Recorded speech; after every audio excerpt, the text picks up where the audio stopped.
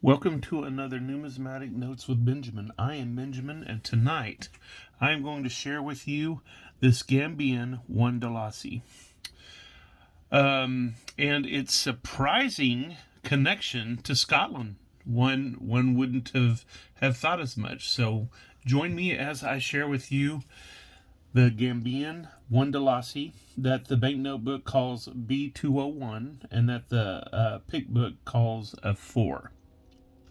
This is a predominantly purple banknote that measures 125 by 60 millimeters.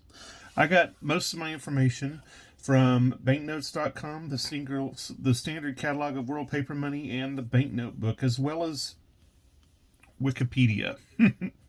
All right, let's take a look at the front of this note. The front of this note shows right here a sailboat on the Gambia River. And to the right, you can see an image of Sir Dawda Kairaba Jawara, who was the first president of the Republic of Gambia. And I guess I should say I use the banknote as a resource too, because all that information is sitting right there. But he was born the 16th of May in 1924.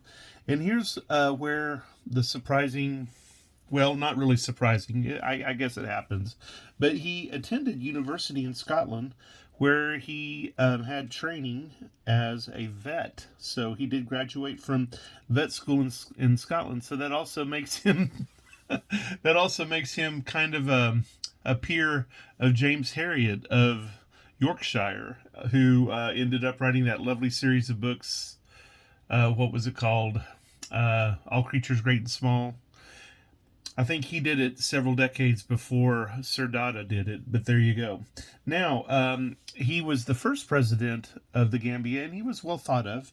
But in the early 1980s, while he was attending the wedding of Prince Charles and the Lady Diana, there was an attempted coup d'état back in the Gambia. He managed to survive that coup d'état and continued his leadership of the nation. He tried to retire in 1991, but the nation panicked, and so he remained in place, although there was another coup that was eventually successful in removing him from office. Let's take a look at the back of this note.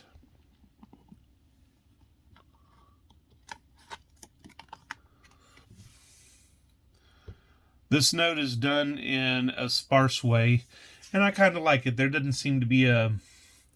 seems to be a simplicity of the design, but there seems to be a lot going on as well. What we see here is we see workers that are harvesting rice, although some of my sources claim that the rice was being planted.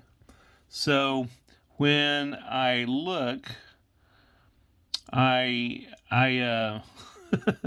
I have no insight as to whether it's being harvested or planted. I do know it's rather dry in its planting. But I did do some research on rice as a crop in the Gambia, and I did find out that there are historically several kinds of plantings of rice in the Gambia. One of them is called maruo, which is the labor obligation of a woman to plant the rice.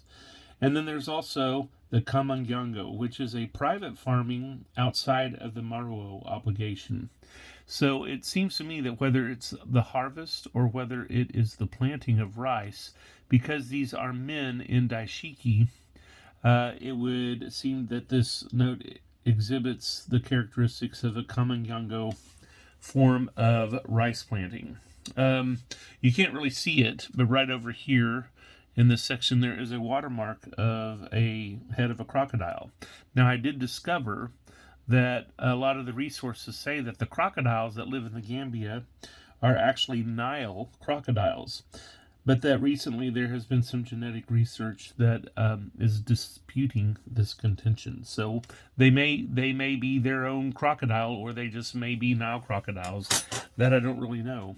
What I do know is that collectors of rivers, rice, plant cultivation, boats, crocodiles, glasses, or daishiki will want to have this note for their collection.